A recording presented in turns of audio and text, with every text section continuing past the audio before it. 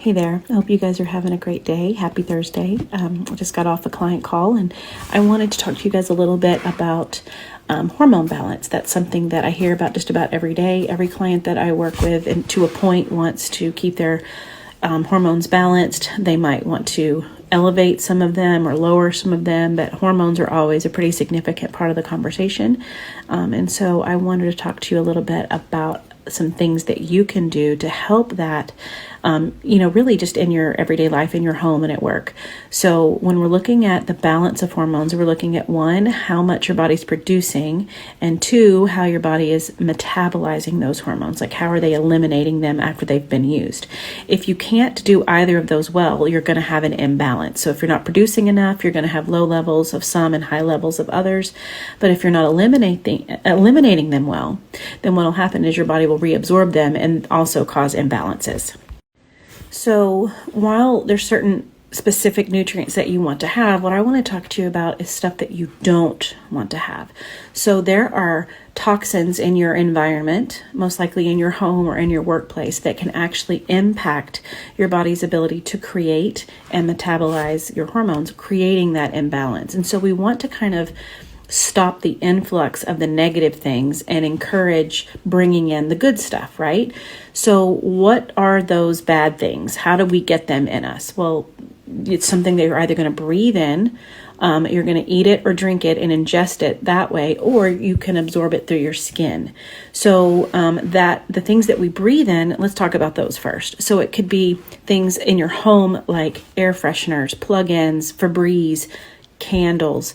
I would really encourage you to read the ingredients on these products. There are companies that make clean versions, but if you have a bunch of words you can't pronounce, you probably shouldn't be. So an alternative to using an air freshener like a plug-in or a candle might be an essential oil diffuser. Now, even there, you still need to check the ingredients of the essential oil. I would recommend getting a higher quality product, because lower quality oils often use fillers or they cut them with other ingredients, and you don't necessarily want to be breathing that in either. If you're not sure which products to use, there is a website and an app by Environmental Working Group. So it's ewg.org. And then they also have an app called, I think it's called Healthy Living, where you can scan the UPC code of a product, or you can just type it in and search for it, and it'll rate them on how toxic it is. Give you a number from 1 to 5 to know which ones you that are safe to choose and which ones you want to avoid. So I spent a lot of time on here talking about ingredients of the stuff that we eat or drink, so I'm not going to really talk about that here. But the next thing is that I wanted to talk about other stuff that you might breathe in or absorb through your skin, and that can be cleaning products. So a brand that I recommend to my clients is Branch Basics, because they're a very clean product. They actually have like a master product that you dilute several different ways to get several different types of products, so you don't have to buy as much stuff. I also like Truly Free for my detergent. That's a really clean product to use. And I would recommend that if you don't have products like this, that you check the ingredients on what you have using that app that I just mentioned at ewg.org. And then when you run out of those products, replace them with cleaner ones. I'm not advocating for you to throw everything away and go spend a bunch of money. The next category of toxins that will impact your hormones that I wanted to talk to you about is stuff that you absorb through your skin, like personal care products. So think like makeup, lotion, deodorant, stuff you use on your hair.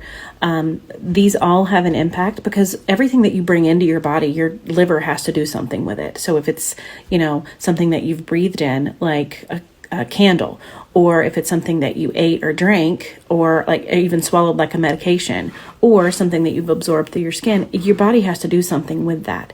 And so when you have an abundance of these things that are toxic, your liver has to spend a lot of time working on that, and it doesn't have the time or the resources to create or eliminate your hormones properly, and that will create that imbalance. Okay, there's other factors at play here, but that's just a really simple version.